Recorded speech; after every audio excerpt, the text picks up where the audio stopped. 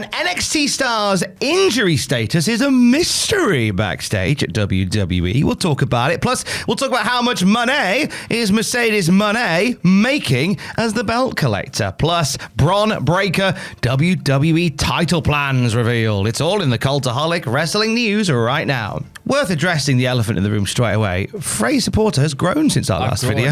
I have grown. I realised halfway through the previous news video that my seat was quite a bit smaller than usual as my leg started to cramp halfway through. So if you notice a little pain come over my face in the last news video, that's why. But now I'm big and tall. I'm big and strong. Big, strong boys. Hope someone gets fired for that blunder. Whilst you are a big, strong boy, there is concern that Sol Ruka currently isn't a big, strong girl. She was handing over her, well, she didn't really hand over her North American title to Zarya. Zarya ripped it from her hands and promised to defend it for her tonight at Halloween Havoc. Sol Ruka out with a very vague leg injury. It is quite vague, and I think that might be intentional. Maybe this is WWE's new thing. If you get a leg injury, they keep it very hush-hush backstage. They're like, I'm not telling anybody. The Observer reporting, though, that it has got a lot of speculation backstage. Now, saying everyone has speculated on it, and even people who are in the position that they should know, they don't seem to know anything for sure. It could be a minor injury causing them to change the card and turn it into a storyline, but the way they were so vague about it, and it seemed to seamlessly fit in the fact nobody could confirm it one way or the other, was very interesting. Now, it is very interesting because it does feel a little bit too perfect for the story they're telling between Sol Ruka and Zarya.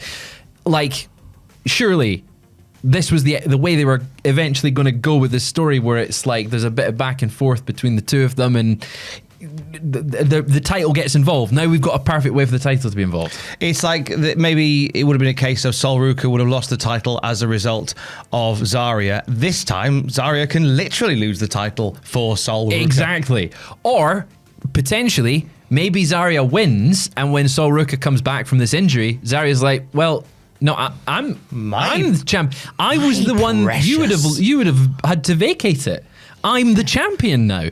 So, like, there's two different routes they can go. They could do the Joseph Connors Gollum aspect with the WCW title. Yeah. I do think there's a lot of interesting routes to go with it.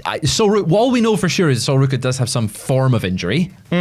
We just don't know how serious it is. It could be that she's stubbed her toe. Yes. And now she's got a brace on her knee, but we'll see. We'll see. It goes down tonight at Halloween Havoc. PW Insider reporting that the NXT roster arrived in Arizona last night. They're doing a whole bunch of press for them today as well. Ahead of tonight's show, which has Zarya representing Sol Ruka with the NXT North American title on the line against Blake Monroe.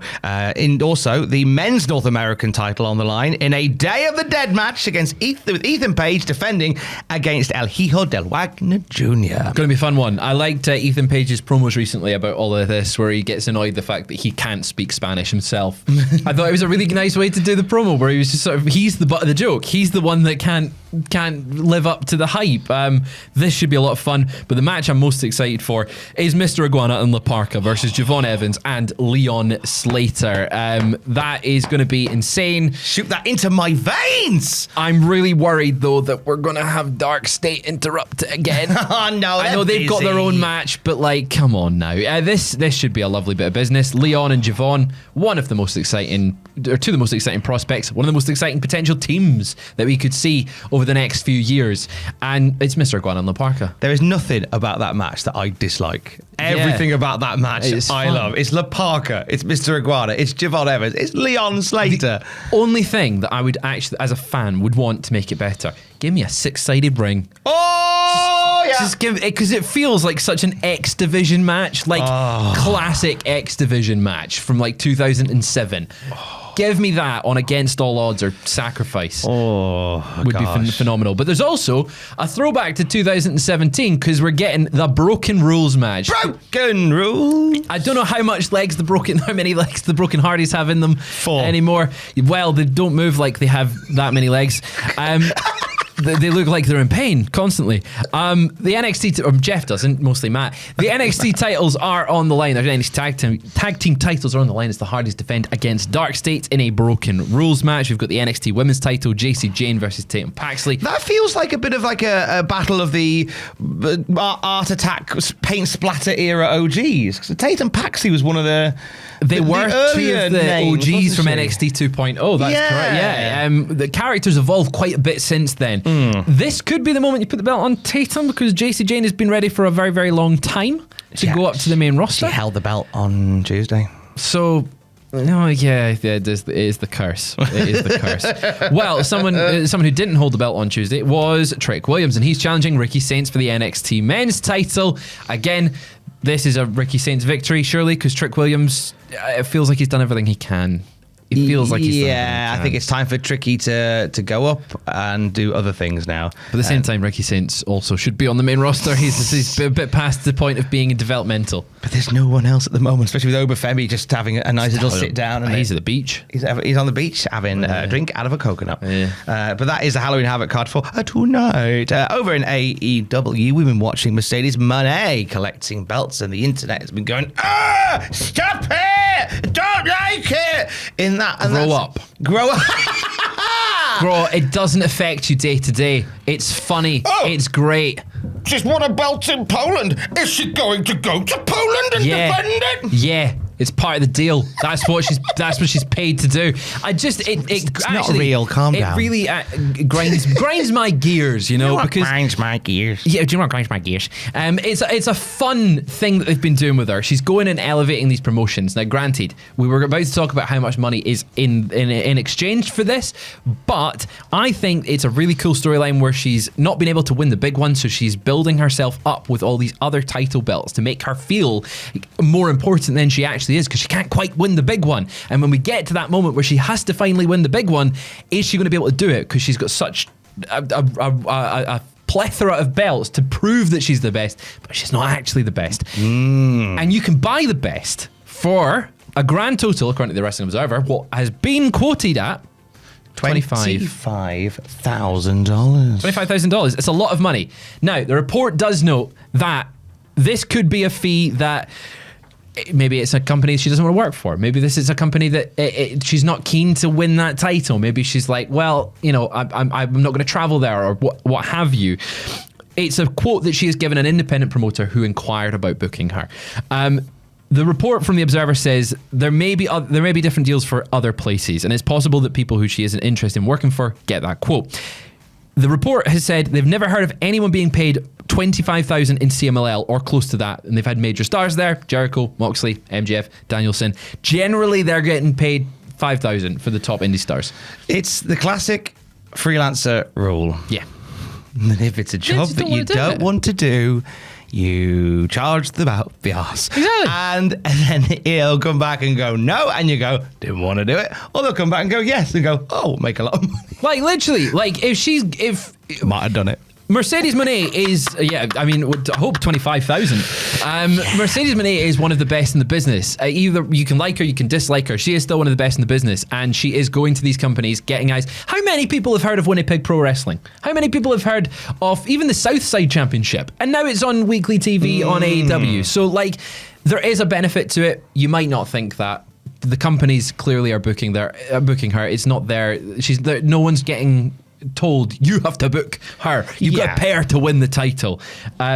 25,000 is a lot, though. I wouldn't be surprised. And I hope I get 2 appearances. That's it. I wouldn't be surprised if it was like a package deal where you're going to pay this much now and I'll come in and win the belt and come back and lose the belt. Yeah. I wouldn't be surprised if and I've heard of wrestlers across the years on the independent scene who have said, look, here's my fee. I will do it for a lower fee if I win your title. Yeah. That is a thing I've heard from some wrestlers over the years. Yeah. Wouldn't be surprised if it's a cheaper rate if I become your champion. I feel though Mercedes might give a more expensive rate to become their champion because of the upside of like, I'm not just coming to your promotion, I'm taking your belt worldwide to every other promotion. That's a good shout. The other question I have though around that 25,000, having heard over the years booking fees for certain people, sometimes they include their flights in the booking fees. Now, if you're in the middle of nowhere in, let's say it's the Poland date that she worked, she's got to fly to Europe. She's got or fly to Poland, then travel to the location of the show, wherever that is within Poland. Maybe that also includes travel. Maybe it includes hotel. It's a lot of money, but like there is elements to it. RevPro, for example, she was there over an entire weekend. She worked like 3 or 4 matches, and she's still with them. So it's like, how much is the fee per appearance, or is it a contract that she's signing, like you said, a package deal? And she was in Doncaster, and that's a rough time enough. Why would you go to Doncaster? There's an apology fee that comes with working. I've got to go there soon. I've got to go there tomorrow. Bus. We've both got a horrible journey to make. Doncaster. No offense to anyone from Doncaster. All offense to everyone from Doncaster. It's like the Dundee of the South. But we've got some news. Doncaster, the Dundee of the South. We've got some news to round things off about Bron Breakker and some world title plans. I thought Bron was a shoo-in, right? I thought he was going to win this title. Maybe challenge CM Punk for it at Saturday night's main event. But apparently the Yeet Nation is not stopping anytime soon because we love a bit of the yeeting, don't we? We love it. Love a bit of the yeet. Breakker was removed from the Battle Royal, as was Bronson Reed, for no reason, really. Wasn't even that he was removed. I just think he just wasn't in it. He was advertised at first. They had him on the poster. And they went, and then Pierce was like, "You're out of the match because you injured the champion." Oh, there you go. They did. So he's out of the match. Obviously, they don't want to push him immediately right now. If he was in the match at Saturday night's main event, he kind of needs to win it. And maybe WWE, according to the report of The Observer, has a plan for him. Yeah, after injuring Rollins and needing to carry the heel side, the feeling is to keep Breakker and Reed strong. Whether they win the tag titles, which was previously planned, and headline in tag matches against top faces and make the tag titles not a mid-level belt, the idea is they have to be kept strong, even to the point of being kept out of a battle royal for the idea that they are not normal stars on the roster. Breakker is expected to end up as world champion, but they have a plan of how and when they want to execute it. And if it's happening on a Saturday night's main event show and on a Peacock exclusive, they likely won't be doing big viewing numbers. And it was decided that wouldn't be the time or the place. And when they're going to pull the trigger on Bron Breakker, they want to do it on a bigger stage as they can. And I get that. I mean, I was quite excited for the idea of just hot-shotting the belt onto Breakker and let's just go. The angle's hot.